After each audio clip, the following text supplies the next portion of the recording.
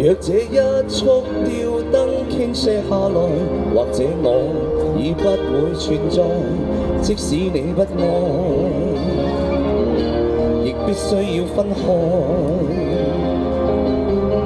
若這一束我竟嚴重痴呆，根本不需要被愛，永遠在床上發夢，餘生都不會再悲哀。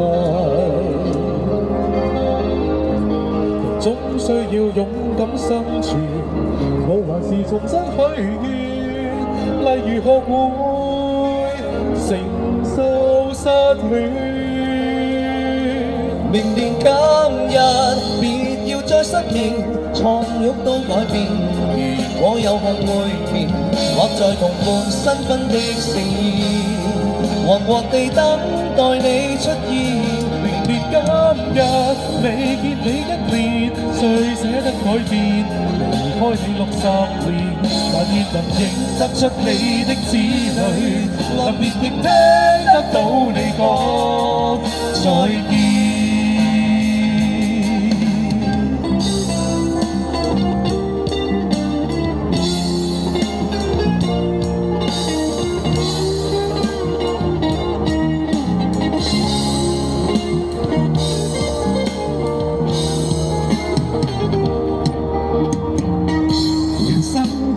勇敢生存，我還是重新許願，例如學會承受失戀。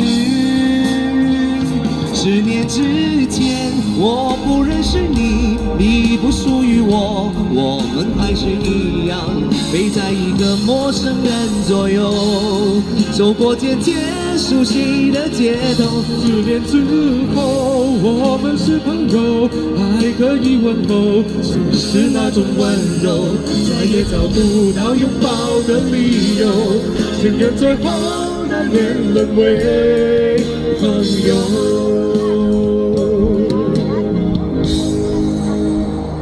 直到和你做了多年朋友，才明白我的眼淚不是為你而流，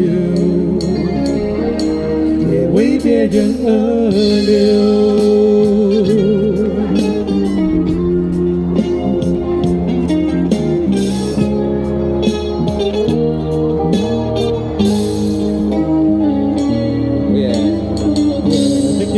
Thank you.